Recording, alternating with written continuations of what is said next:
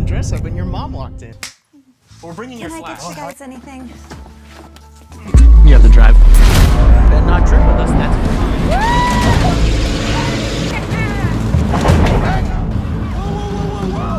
Sounds a roadblock!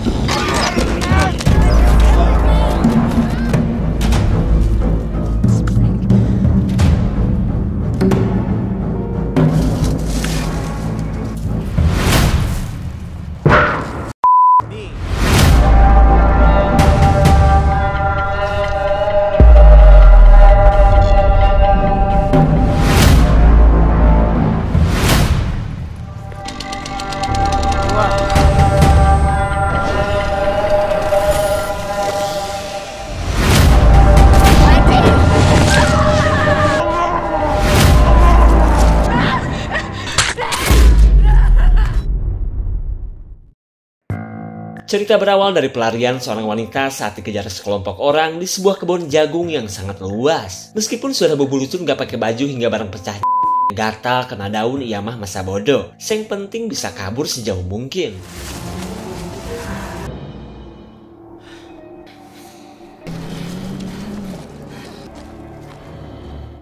Pelarian wanita malang ini akhirnya terhenti saat ia melihat wanita berjuluk si Mami dengan segambreng anak angkatnya. Dan kita belum dikasih tahu nih, apa yang diinginkan oleh keluarga psikopat ini.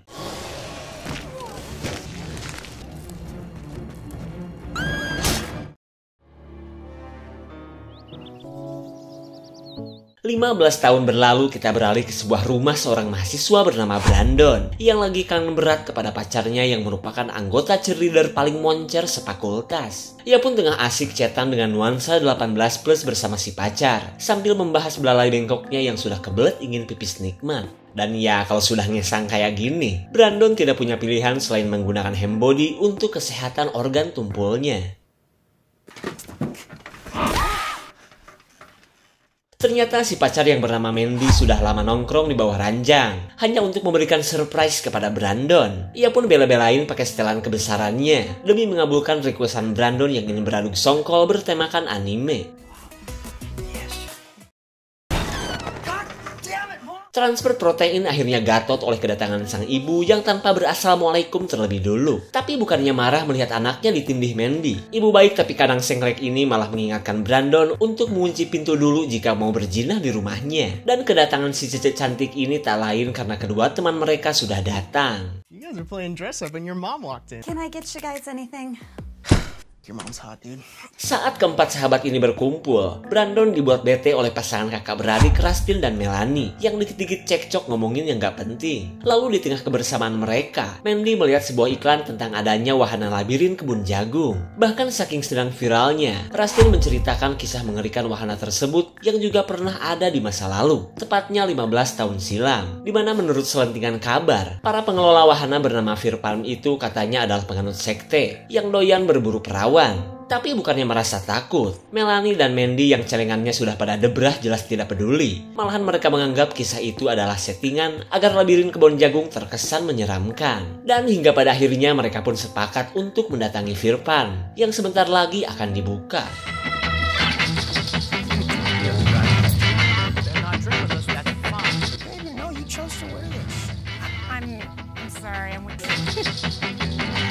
Sesaat sebelum mereka berangkat, Mandy kaget melihat Melanie yang nyempilin belati pramuka di kakinya. Katanya sih buat berjaga-jaga, terutama dari para kru wahana yang bisa saja macam-macam kepadanya.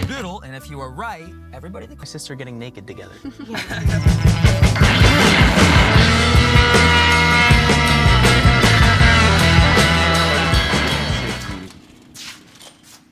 Kemudian kita lebih dulu ke tempat para kru labirin, yang tak lain adalah orang-orang yang berada di awal film tadi. Dan inilah Herschel, suami dari almarhum si Mami yang masih mengelola Firpalm karena merupakan usaha satu-satunya keluarga mereka. Herschel pun berharap usahanya ini semakin meroket setelah kedatangan anak perempuannya yang baru lulus kuliah di luar negeri. As I was saying, and Brother Deacon was kind of gotta keep costs down. They are. Let's bring it in.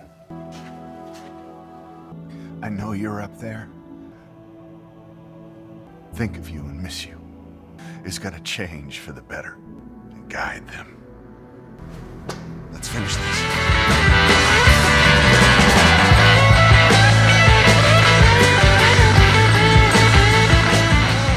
Sampailah Melanie dan yang lain di keramaian Fear Pan yang berlokasi di pinggiran kota dan sudah cukup ramai oleh pengunjung.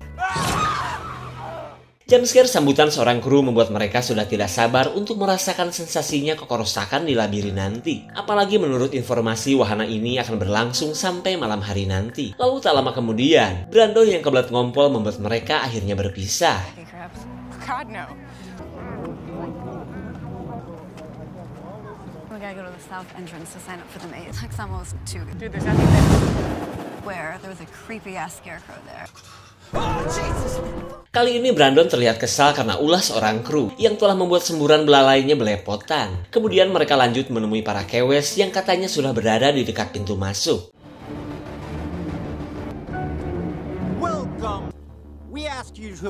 Sebelum memasuki labirin, para pengunjung dilarang keras untuk membawa HP. Lalu setelah tangan para pengunjung diberikan cap, mereka di-scan meskipun fungsinya entah untuk apaan.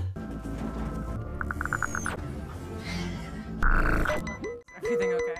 Melanie auto bingung karena suara scanner tidak terdengar kretek-kretek seperti yang lain. Mengetahui hal tersebut, Herschel pun bergegas untuk menemui Melanie. Dan ternyata, Melanie katanya beruntung karena suara unik tadi adalah penanda bahwa dirinya merupakan pengunjung yang ke-10.000 di tahun ini. Tak lama kemudian datanglah Herschel yang langsung memberikan selamat kepada Melanie. Dan sebagai hadiah, Melanie dan teman-temannya berkesempatan untuk menjelajahi labirin VIP. Di mana labirin tersebut adalah yang paling spesial karena berhadiah $10.000 jika salah satu dari mereka berhasil melewatinya. Lalu setelah Melanie dan yang lain berminat, Herschel langsung membawa mereka semakin jauh ke dalam labirin. And I'll tell you what, you finish under an hour? There's no doubt about that. No.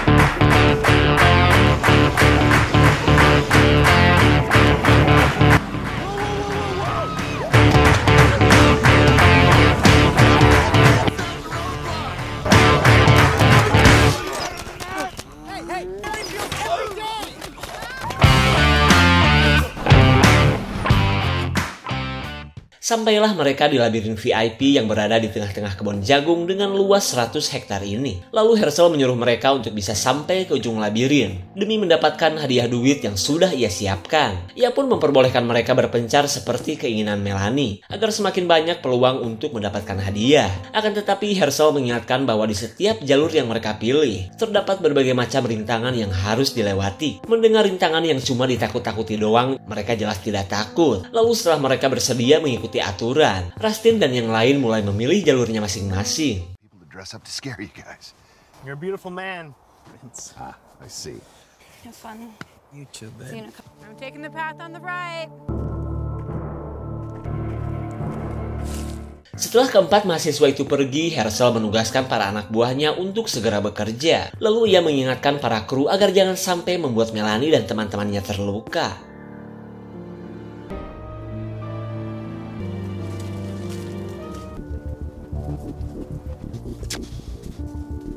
Morning.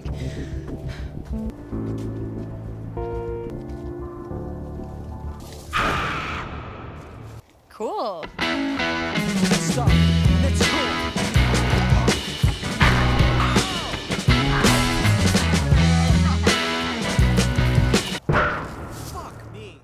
Berbeda dengan para kru sebelumnya, kali ini Rustin mulai merasa takut karena sosok yang satu ini terlihat pendiam. Lalu ia terus menggodanya, sampai Rustin diberikan jalan untuk lewat. You are a psychotic. Dude, I'm giving you gold here. You should be writing this.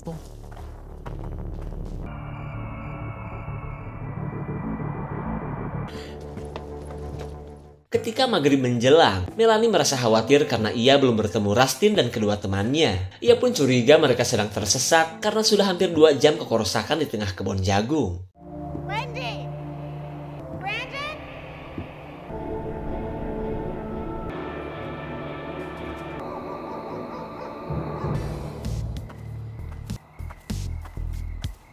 Hey there, big boy. Setelah cukup jauh berjalan, Brandon bertemu anaknya Herschel yang memakai setelan gotik bertemakan nelayan. Lalu wanita bernama Gemma ini mulai menggoda Brandon agar jangan sampai berhasil ke ujung labirin. Kemudian ia mengajak Brandon untuk beradu songkol dengannya daripada capek-capek menuju finish. Bah, si Brandon mana tertarik dengan setelan racing Gemma, ongkoh lulusan kedokteran tapi hobinya nenteng golok. Lalu dengan bangganya Brandon berkata bahwa ia sudah punya pacar yang lebih stylish daripada Gemma.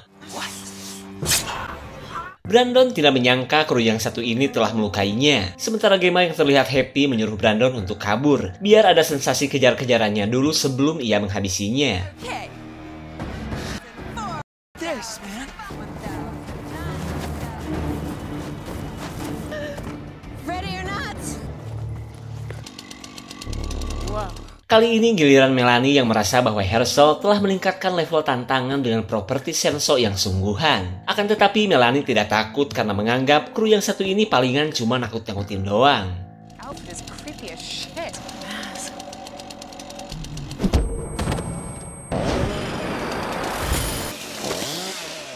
Rupanya sosok psikopat yang satu ini juga serius, hingga membuat Melanie terluka. Dan karena tantangan Herschel sudah di luar batas, Melanie pun langsung mengeluarkan senjata andalannya.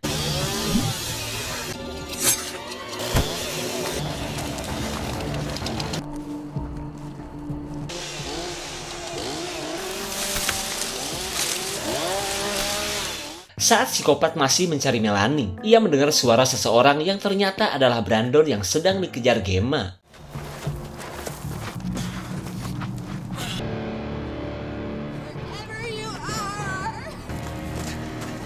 Saat Brandon sudah terlihat, Gemma langsung mengambil sebuah suntikan untuk membiusnya.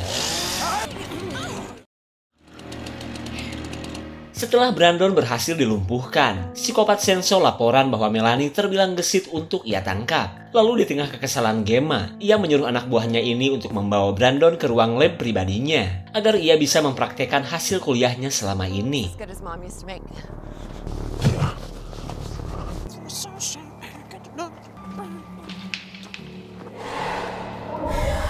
Melihat psikopat bertopeng aneh, Rustin menggodanya dengan tarian belalai menggunakan jagong. Namun karena kru yang satu ini malah bengong, Rustin akhirnya minta petunjuk akan keberadaan teman-temannya. I get it.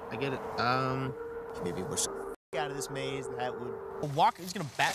You're not even gonna walk forward each other out here, you fucking douchebag. Setelah gagal mendapatkan bantuan, Rustin yang kecewa melihat sebuah bebegik yang sepertinya seru untuk ia ganggu. Furious. Talking to me?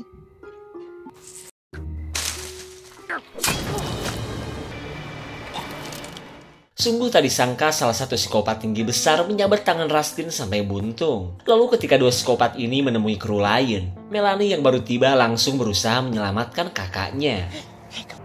I need you, Alice. Never forgive myself, dude.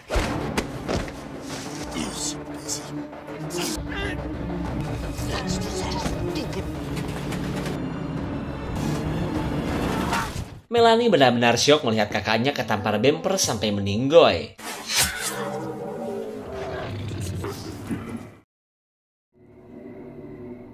Ketika Melanie berhasil kabur, kita beralih dulu ke ruang praktek Gemma yang kini sedang memberikan sentuhan terakhir kepada Brandon. Karena ternyata Gemma akan memanen kulit terluar Brandon menggunakan alat pengupas buah. Kiss your mother with that mouth? It's gonna hurt. What the f is that? So, I'm gonna dumb this down for you. Here, let me show you. No. Dengan watadosnya, Gemma begitu girang setelah mengambil sampel kulit Brandon. Sementara Brandon terus memohon agar ia dibebaskan dan bisa bertemu dengan pacarnya. Glad I didn't let you tie me up. What the f happened? Gemma auto marah melihat salah satu psikopat tewas oleh perbuatan Melanie. Akan tetapi para anak buahnya meminta Gemma untuk jangan panik, karena masih ada para psikopat yang akan menangkap Melanie dan Mandy. Mandy yang tidak tahu apa-apa masih cukup terhibur oleh kelakuan konyol para kru yang menawarinya makanan. Tapi lama-kelamaan ia merasa bete, karena sampai saat ini Mandy belum tahu kabar teman-temannya. I'm sorry, and I haven't heard anything. Should go if I'm gonna win. Catch you at the end.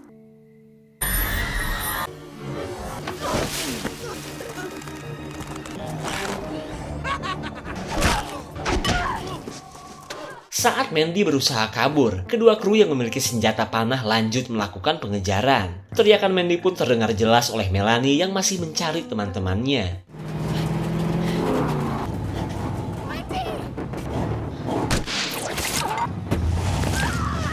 Melihat sahabatnya digusur dan dibawa entah kemana, Melanie langsung mengejarnya dengan mengikuti suara mobil.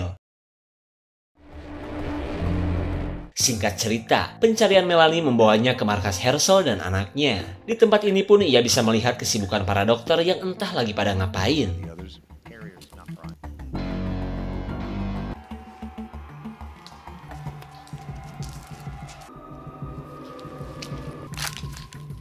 Melanie seolah tak percaya saat ia berada di ruang penyimpanan jasad. Ia pun tidak sadar bahwa keberadaannya sudah diketahui oleh salah satu psikopat.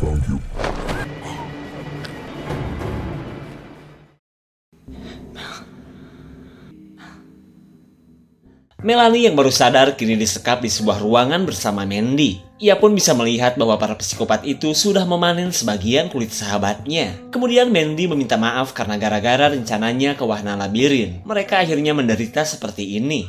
I'm not ready to die. You're not gonna die. There she is. After all these years. Herschel merasa bangga akan keberhasilan para anak angkatnya yang bisa menangkap Melanie yang begitu berharga. Meskipun ia sebenarnya kesal, karena Melanie sudah menghabisi salah satu anaknya. Lalu ketika Herschel masih emosi, Gemma menyuruhnya untuk menghabisi Mandy saja. Toh kulit terbaiknya sudah ia panen, jadi ngapain dibiarin hidup?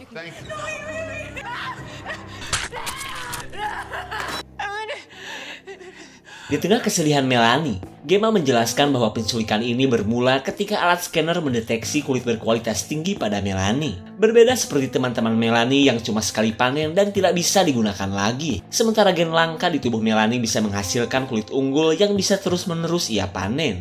Melanie heran dong, kulitnya mau dibuat apaan? Apakah mau dijadikan dompet atau dijadikan kerupuk? Kerupuk kulit Melanie. Kerupuk gurih-gurih anyep yang bisa Anda dapatkan di labirin Mang Herschel dengan harga yang mencengangkan. Tapi salah, Gemma memberitahu bahwa kulit yang sudah ia kumpulkan akan dijadikan bahan skincare. Ia pun merasa bangga setelah berkuliah di Somalia Kulon. Gemma bisa melanjutkan bisnis sampingan almarhum ibunya. You're crazy. On the other hand, through osmosis, sucking in. That's why we need to keep you alive, you see. How amazing is that? Biotechnology from UC Davis. You're gonna help me isolate what... Tak sudi kulitnya dijadikan krim psikopat, Melanie lebih baik memilih mati. No.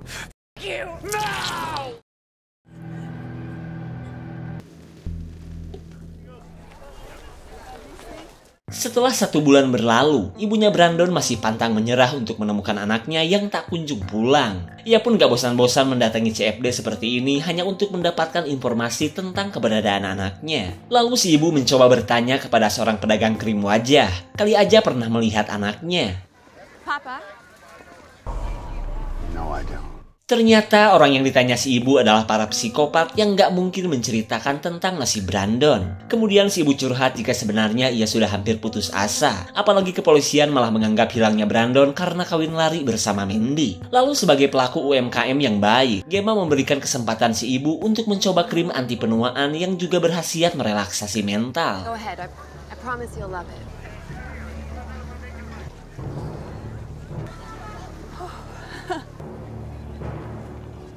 Reminds me of my son's. Beberapa hari berlalu, Melanie yang sebenarnya masih hidup tersadar di ruang praktek Gemma. Kondisinya pun begitu mengerikan setelah beberapa hari kulitnya dipanen wanita psikopat itu. Tak lama kemudian datanglah Gemma, yang selama ini telah membuat Melanie terbaring koma menggunakan obat-obatan. Lalu Gemma memberitahu akibat kelakuan Melanie yang mau bundir. Pita suara Melanie rusak hingga tak mungkin bisa bicara lagi. Tapi Melanie katanya harus bersyukur, karena ia masih hidup meskipun kulitnya akan dipanen setiap 2 minggu sekali. Kemudian si centil Gemma bergegas prepare untuk membuat Melanie kembali koma. Did you know? While we hunt for other people like you,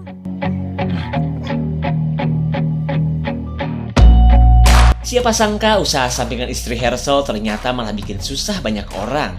Meskipun sempat terhenti akibat kematian istrinya, anak Herschel yang sudah jadi ilmuwan di bidang farmasi akhirnya kembali meneruskan usaha ibunya.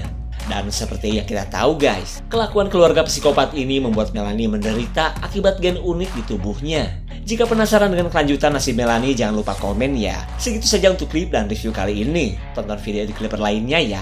Terima kasih dan sampai jumpa.